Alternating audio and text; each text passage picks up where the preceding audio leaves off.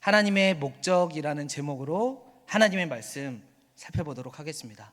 네, 점심 드셨잖아요. 점심 드시고 조금 몸이 나른해질 수 있으니까요. 네, 말씀 듣기 전에 우리 한번 어깨 한번 돌려보고 내 육이 깨어날지어다 하는 마음으로 한번 얼굴도 이렇게 만져주시고요. 축복해 주셨으면 좋겠습니다. 하나님의 형상으로 지음받은 나를 축복하면서요, 잠자지 않았으면 좋겠다라는 마음으로 이렇게 좀 감사합니다. 우리 인광교회 성도님들은요, 사도행전 하면 어떤 사건이 가장 기억에 나고 떠오르시나요? 사도행전에 많은 사건들이 있지만 저는 가장 기억에 남고 핵심이라고 생각하는 한 장이 있다면 저는 사도행전 15장 예루살렘 공의회라는 이 사건이 너무나도 중요하고 핵심이라고 생각합니다. 사도행전 1장 8절의 말씀에 이렇게 쓰여져 있습니다. 오직 성령이 너에게 임하시면 너희가 권능을 받고 예루살렘과 온 유대와 사마리아와 땅끝까지 이르러 내 증인이 되리라 하시니라. 아멘. 주님께서 우리에게 주신 이 약속의 말씀이 성령을 통해서, 성령 하나님을 통해서 어떻게 역사되어지고 있는지 사도행전은 그것을 우리에게 보여주고 있습니다. 초대교회가 세워지고 복음이 예루살렘과 온 유대를 넘어서 사마리아와 땅끝까지 열방까지 전파되는 하나님의 일하심, 성령님의 역사가 바로 사도행전의 가장 큰 줄기입니다. 하나님의 일하심, 성령님의 역사, 이게 가장 큰 줄기입니다. 이 큰 줄기 안에서 오늘 사도행전 15장 예루살렘 공의회, 예루살렘 종교회의는 기독교 안에서 최초의 회의였습니다. 이 첫 회의를 했던 것만큼 중요한 문제가 있었기 때문에 이 회의가 등장하게 되었습니다. 그에 대한 내용은 이러합니다. 사도행전 15장 1에서 2절의 말씀입니다. 제가 대신 읽어드리도록 하겠습니다. 어떤 사람들이 유대로부터 내려와서 형제들을 가르치되 너희가 모세의 법대로 할례를 받지 아니하면 능히 구원을 받지 못하리라 하니 바울 및 바나바와 그들 사이에 적지 아니한 다툼과 변론이 일어난지라. 형제들이 이 문제에 대하여 바울과 바나바와 및 그 중에 몇 사람을 예루살렘에 있는 사도와 장로들에게 보내기로 작정하니라. 아멘. 문제의 핵심은 이러합니다. 당시에 초대교회를 주류를 이루고 있었던 사람들은요, 유대인 신자들이었습니다. 그 중에서도 조금 과격한 유대인 신자들이 이방인 신자들을 향해서 구원의 조건으로 모세의 법대로 할례도 받아야 한다라고 가르치게 됩니다. 이 문제에 대해서 우리는 피부로 조금 와닿지 않는데요, 갈라디아서에서도 이와 비슷한 문제가 등장했습니다. 사도 바울이 이 문제에 대해서 얼마나 심각하게 생각했냐면요, 갈라디아서 1장 6에서 9절의 말씀에 이렇게 쓰여져 있습니다. 그리스도의 은혜로 너희를 부르신 이를 이같이 속히 떠나 다른 복음을 따르는 것을 내가 이상하게 여기노라. 다른 복음은 없나니 다만 어떤 사람들이 너희를 교란하여 그리스도의 복음을 변하게 하려 함이라. 그러나 우리나 혹은 하늘로부터 온 천사라도 우리가 너희에게 전한 복음 외에 다른 복음을 전하면 저주를 받을지어다. 우리가 전에 말하였거니와 내가 지금 다시 말하노니 만일 누구든지 너희가 받은 것 외에 다른 복음을 전하면 저주를 받을지어다. 아멘. 사도 바울은 하나님께서 우리에게 주신 유일한 길, 구원의 길이신 예수님 외에, 예수님의 이름 외에 다른 방법과 조건들은 다른 복음이다라고 이야기했습니다. 너희가 받은 것 외에 다른 복음을 전하면 저주를 받을지어다 라며 강경하게 말씀하고 있습니다. 바울이 이렇게 흥분하면서 이야기했었던 것은 다른 이유가 아니었습니다. 복음이 복음되지 못하면요, 예수님이 예수님 되지 못하면 그것들로 인하여 교회가 무너지기 때문입니다. 다시 한번 정리하겠습니다. 사도행전의 이 예루살렘 공의회, 예루살렘 종교회의의 문제의 핵심을 정리하자면 이렇습니다. 이방인들은 구원의 조건으로 예수님만으로 충분하지 않고 할례도 받아야 하고 모세의 율법도 지켜야 했습니다. 사랑하는 인광교회 성도 여러분, 복음은 유대인들만의 복음이 아닙니다. 복음은 유대인들을 넘어서 이방인들에게도 복음이어야만 했습니다. 복음은 온 열방의 복음이어야만 했습니다.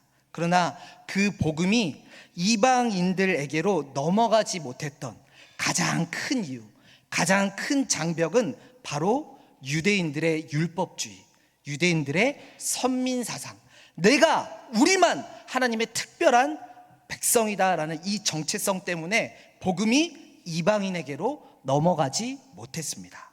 만약 유대인들의 주장처럼, 만약 그 극소수의 유대인들의 주장처럼 구원의 조건으로 할례도 받고 율법을 지켜야만 한다면 이것은 곧 예수님의 십자가 사역이 완전하지 않다라는 것과 똑같습니다. 사도 바울 역시도 이것에 대해서 이렇게 말씀했습니다. 사람이 의롭게 되는 것은 율법의 행위로 말미암이 아니요 오직 예수 그리스도를 믿음으로 말미암은 줄을 알므로 우리도 그리스도 예수를 믿나니 이는 우리가 율법의 행위로서가 아니고 그리스도를 믿음으로써 의롭다함을 얻으려 함이라. 율법의 행위로서는 의롭다함을 얻을 육체가 없느니라. 만일 우리가 그리스도 안에서 의롭게 되려 하다가 죄인으로 드러나면 그리스도께서 죄를 짓게 하는 자냐? 결코 그럴 수 없느니라. 아멘. 제가 조금 더 피부로 와닿기 위해서 어떤 목사님의 예화를 이렇게 좀 준비해 봤습니다. 어떤 가난한 아이가 있었습니다. 슈퍼에 가서 과자를 사 먹고 싶은데 돈이 없었습니다. 그래서 슈퍼 앞에서 서성거리고 하루 종일 굶으면서 과자만 생각하고 있었는데 그 모습을 그의 아버지가 보게 됩니다. 아버지의 마음이 어땠을까요? 너무 안쓰럽겠죠. 하지만 아버지 역시도 너무나 가난했습니다. 그래서 아버지도 고민하다가 슈퍼의 사장님을 만나러 갔습니다. 그리고 슈퍼의 사장님께 사정을 좀 말했습니다. 우리 아이가 과자를 좀 먹고 싶어 하는데 과자를 좀 얻어 먹으면 안 되겠습니까? 라고 이야기를 하니까 이야기를 듣고 슈퍼 사장은 비꼬면서 돈을 내고 먹던가 아니면 정 먹고 싶으면 매라도 대신 맞으시던가 이렇게 이야기합니다. 어떻게 했을까요? 아버지는 사장님께 과자를 주세요라고 이렇게 이야기를 합니다. 그리고 깡패들에게 대신 매를 두드려 맞았습니다. 그리고 아이에게 다시 와서 아빠가 받고 왔으니까 값을 다 치르고 왔으니까 너 슈퍼에 가서 과자를 골라봐 이렇게 이야기를 했습니다. 그리고 아이가 슈퍼에 갔습니다. 그런데 슈퍼 사장의 아들이 아이의 길을 가로막았습니다. 그리고 이렇게 이야기합니다. 너도 과자 먹으려면 한 대 맞아야 돼. 너희 아버지처럼 한 대 맞아야 돼. 그래야 과자 줄 거야 라고 이야기했습니다. 자, 이 모든 상황을 뒤에서 지켜보고 있는 아버지의 마음은 어떨까요? 복장이 터지겠죠. 이 상황의 전후 상황을 다 지켜본 주위 사람들도 어이없고 속이 탈 것입니다. 이게 뭔 소리일까? 이거 가능하게 하려고 아버지가 대신 다 두드려 맞았는데 왜 아이 보고 또 맞으라고 하는 걸까? 아빠가 대신 다 값을 치렀는데 이렇게 느꼈을 것입니다. 이것은 곧 아버지의 희생, 아버지의 그 대가를 수치스럽게 만들고 의미 없게 만드는 것일 것입니다. 물론 이 이야기는 완벽하지는 않지만 오늘의 사건을 이해하는 데 조금 도움이 될 것 같습니다. 예수님께서 죄의 문제를 이미 다 해결하셨는데 자꾸 누가 옆에 와서 야, 그걸로는 안 돼. 율법도 중요해. 할례도 받아야 해. 라고 이야기하는 이 유대인들의 율법주의. 이 유대인들의 율법주의는 그 근원적인 뿌리가 무엇일까요? 우리 한번 고민해 봐야 합니다. 이 유대인들의 율법주의의 근원적인 뿌리는 무엇일까요? 저는 그 뿌리를 이렇게 표현하고 싶습니다. 지독한 자아사랑, 지독한 자아사랑이라고 표현하고 싶습니다. 나는 하나님의 말씀에 순종합니다라는 율법을 이야기하지만 하나님을 사랑하고 이웃을 사랑하는 그 율법의 본질은 빠져 있고, 나는 하나님의 백성입니다라는 할례를 이야기하지만 하나님의 백성이 온 열방을 향하신 하나님의 마음을 모르는 상태, 종교적인 외형은 있으나 이 알맹이는 없는 상태, 마음이 없는 상태가 바로 죄성이 가득한 자아사랑의 모습이다라고 할 수 있을 것 같습니다. 사랑하는 인광교회 성도 여러분, 복음은 나보다 남이 더 잘 되기를 바라고 남을 위하여 희생할 수 있지만, 나 중심의 종교생활, 나 중심의 율법주의는 나로부터 시작해서 남과 다름을 구분하고 내가 더 많이 혜택을 얻길 원하고 하나님과 내가 거래하는 종교생활을 하게 됩니다. 저는 이 유대인들의 율법주의, 선민사상을 장벽이라고 오늘 표현하겠습니다. 장벽이라고 표현하겠습니다. 이 장벽 때문에 복음이 이방인에게로 흘러가지 못하고 유대인들에게 멈춰 있었지만 하나님의 일하심은 멈출 수 없었습니다. 왜냐하면요, 하나님은 열방을 향하신 하나님의 목적이 있으셨기 때문입니다. 그렇기 때문에 하나님은 멈추시지 않고 계속해서 주님의 마음을 비춰주셨습니다. 사도행전 1장부터 15장까지 우리가 읽지는 않았지만요, 그 내용들을 살펴보면요, 그 초반부터 초대교회가 고난과 핍박 속에서도 모이기에 힘썼고 떡을 떼면서 나의 필요가 아니라 남의 필요를 채우기에 채워줬고요, 그렇게 믿음으로써 초대교회를 세워갔습니다. 성령 하나님은요, 그렇게 주님의 교회를 향하신 아버지의 마음을 알려주셨습니다. 계속해서 신실하게 비춰주셨습니다. 교회는 이런 것이다, 교회는 이런 거야, 하나님의 백성들에게 교회는 이런 거고 아버지의 마음은 이런 것이다 라고 하시면서 하나님의 성령의 역사를 운행하셨습니다. 스데반의 순교, 빌립의 전도, 고넬료와 또 초대교회의 핵심 멤버였던 베드로와의 만남을 통해서 이방인 이 고넬료에게도 하나님께서 이 복음을 전하게 하시는구나, 초대교회의 핵심 멤버였던 베드로의 눈을 통해서 그 놀라운 장면들을 보게 하셨습니다. 계속해서 하나님은 이방을 향한, 열방을 향한 아버지의 마음을 비춰주셨습니다. 이처럼 하나님은 목적이 있기 때문에 멈추시지 않고 신실하게 주님의 약속을 이루어 가셨습니다. 물이 바다 덮음 같이 여호와의 영광을 인정하는 것이 온 세상에 가득하리라. 하나님이 세상을 이처럼 사랑하사 독생자를 주셨으니, 저는 하나님의 목적은 하나님이 창조하신 온 세상에 하나님의 영광을 드러내는 것입니다. 저를 다시 한번 따라서 이걸 한번 기억하셨으면 좋겠습니다. 하나님의 목적은 하나님이 창조하신 온 세상에 하나님의 영광을 드러내는 것입니다. 네, 감사합니다. 아멘. 네, 이 영광을 위해서요, 하나님은 우리 안에 있는 나 중심의 장벽을 예수님의 이름으로 허물어 주셨습니다. 또한 유대인들에게 머물러 있던 그 복음의 장벽을 허물어 주셔서 이제는 이방인에게로 흘러갈 수 있도록 예루살렘 공의회를 통해서 하나님께서는 성령님을 통해서 이 복음의 문을 열어주셨습니다. 오늘의 사건은 우리에게 두 가지 사실을 알려주고 있습니다. 저는 이 사실을요, 우리의 삶에 적용해 봤으면 좋겠습니다. 첫 번째, 하나님의 목적이 나의 목적이 되도록 우리는 삶을 조정해야 합니다. 삶을 조정해야 합니다. 이사야 43장 7절의 말씀에 이렇게 쓰여져 있습니다. 내 이름으로 불려지는 모든 자, 곧 내가 내 영광을 위하여 창조한 자를 오게 하라. 그를 내가 지었고 그를 내가 만들었느니라. 아멘. 우리의 인생이 예수님 때문에 구원받은 것도 너무나 감사한 일이지만요, 너무나 중요한 일이지만 내가 구원받은 것이 인생의 종착지가 되어서는 안 됩니다. 내가 무엇으로부터 구원을 받은 것도 너무나 중요한 문제이지만 내가 무엇을 위해 구원을 받아야 하는지도 우리는 발견해야 합니다. 우리는 이것을요, 부르심, 사명으로 이야기합니다.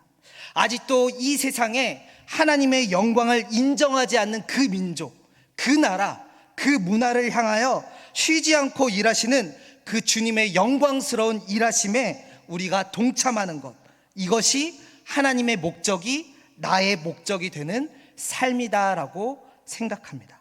하나님의 일하심에 동참하는 것, 이것이 하나님의 목적이 나의 목적이 되는 것입니다. 이것이 부르심과 사명에 순종하는 삶입니다. 저는 이 하나님의 영광에 대해서 묵상해 봤을 때 이런 예가 좀 떠오르더라고요. 제가 예를 들어서 한번 가정을 해보겠습니다. 저희 집에 그 화단, 그 꽃과 나무가 있는 그런 것들이 없는데요, 그냥 있다라고 한번 가정을 해보겠습니다. 네. 제가 아름답게 뭐라고 하죠? 제가 너무 지금 긴장이 돼서요. 꽃하고 나무 있는 걸 뭐라고 하죠? 예? 예, 아무튼 이렇게 동산이라고 해보죠. 네, 거기를 제가 아름답게 제 스스로 이렇게 꾸밀 수 있는데 굳이 제가 제 딸 시온이를 불러서 시온아, 아빠랑 이거 같이 하자라고 부른다라면요, 어떻게 될까요? 네, 정원이 예뻐지기는커녕 시온이 때문에 아마 더 망가질 것입니다. 그러나 저는요, 시온이에게 제 기쁨을 함께 나누길 위해서 시온이를 기꺼이 부르고 그 일들을 함께 할 겁니다. 마찬가지로요, 하나님이 그 영광스러운 일들을 이루시기 위해서 사실 저희 피조물의 능력이 얼마나 뛰어나겠어요.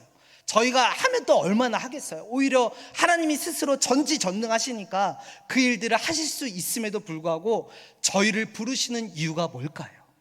저에게 그 영광의 기쁨을 나눠주시려고, 함께 맛보길 원하시려고 우리를 자녀로 부르시고 그 영광스러운 일들에 동참하시는 것 아니겠습니까?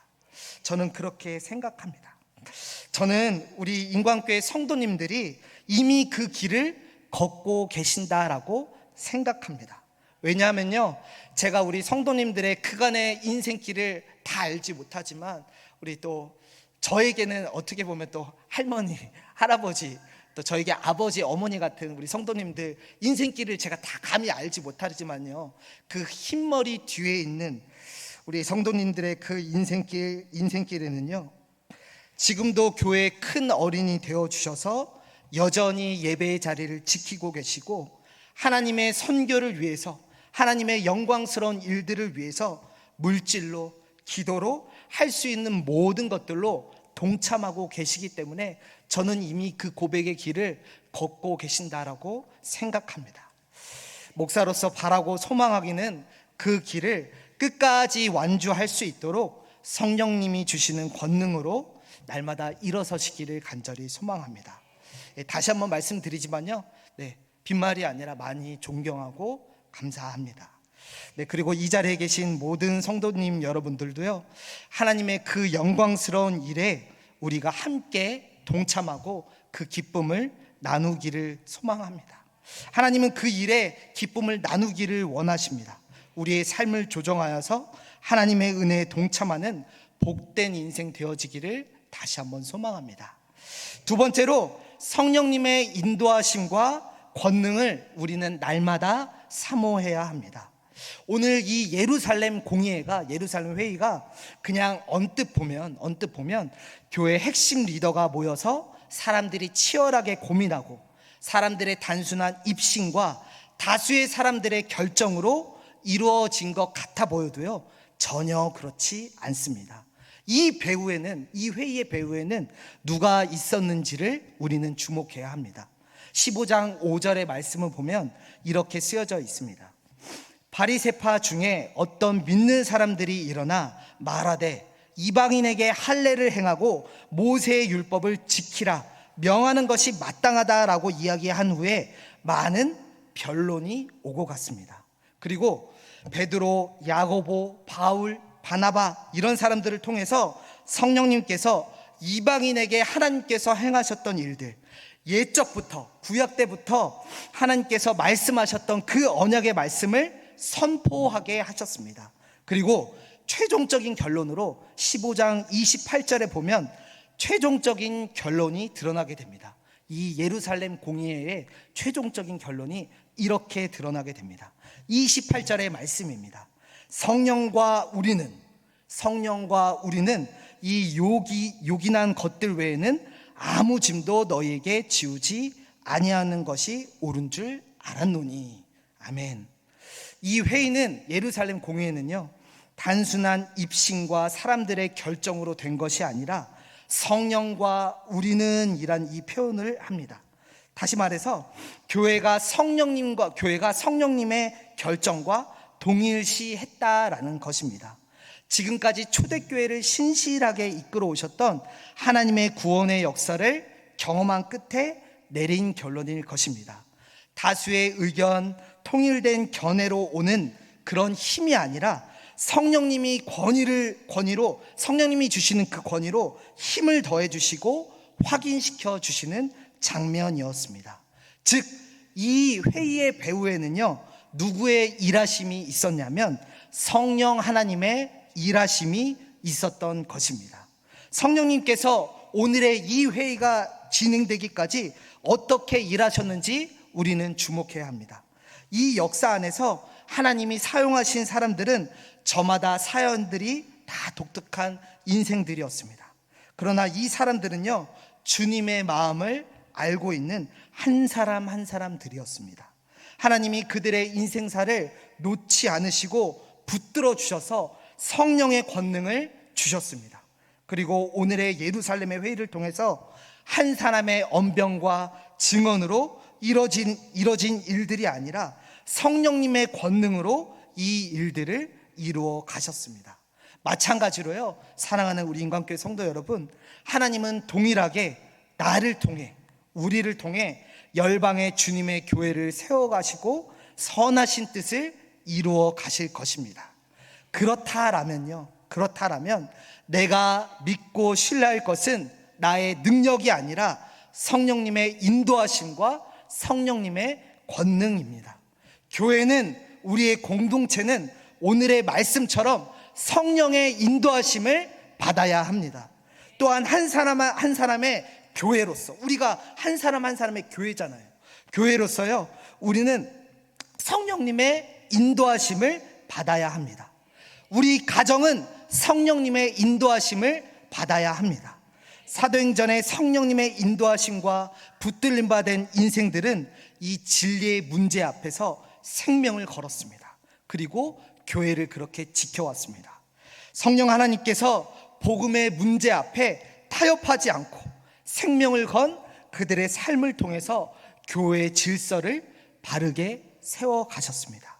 이 원리는 우리의 삶에도 동일하게 외쳐지고 있습니다. 무너진 우리의 삶이, 무질서한 우리의 신앙이, 우리의 가정이, 우리의 교회가, 우리의 공동체가 회복되는 유일한 길은 성령님의 인도하심을 받는 것입니다. 성령님의 권능으로 일어나는 것 외에는 다른 방법이 없습니다. 이것을 날마다 사모하고 성령 충만하는 것밖에 없습니다. 저 또한 이 말씀을 묵상하면서 제 삶을 돌아보았을 때 이렇게 질문하게 되었습니다. 성령님의 인도하심과 성령님의 권능이 진정한 삶의 힘임에도 불구하고 복음에 집중하지 못하고 여전히 나를 위해 내 입맛에 맞는 복음을 만들어 가는 나의 삶의 영역은 무엇인지, 성령님이 내 인생 가운데 앞서 일하시고 인도하시고 나는 순종함으로 인생길을 걸어가는 것 너무나 잘 알고 있는데, 내가 먼저 걸어가고 하나님이 따라오게 하시거나 아니면 내가 가고 싶은 그 길에 하나님을 오게 하려는 내 안의 주도권들, 지독한 내 결정권들, 이런 것들을 돌아보게 되었습니다.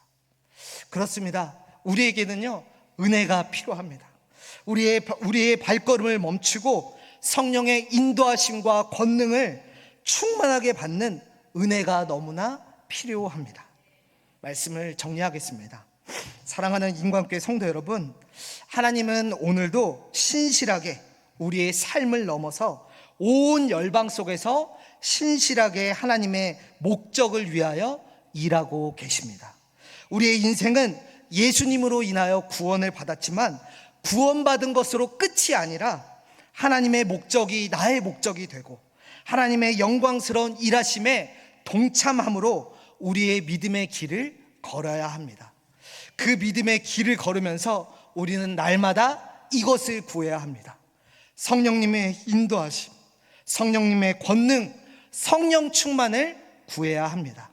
성령님을 구하는 그 인생은요, 하나님이 반드시 책임지켜 주시고 붙들어 주십니다.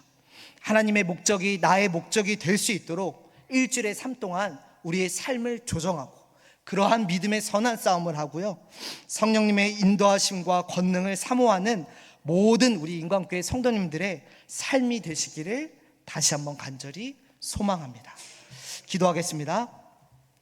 사랑과 은혜가 많으신 주님, 우리 안에 장벽을 허무시고 우리를 위하여 죽으시고 부활하셔서 약속하신 성령을 보내주신 신실하신 주님의 이름을 찬양합니다. 오늘의 말씀을 통해 우리의 심령 가운데 말씀하여 주시옵소서. 성령님의 인도하심을 갈망하고 성령님의 권능으로 매일매일 살아갈 수 있도록 우리의 눈과 귀를 열어 주시옵소서. 하나님의 은혜를, 십자가 복음을 누릴 수 있도록 우리를 불쌍히 여겨 주시옵소서. 감사와 찬양 드리오며 지금도 살아서 역사하시는 예수님의 이름으로 간절히 기도합니다. 아멘.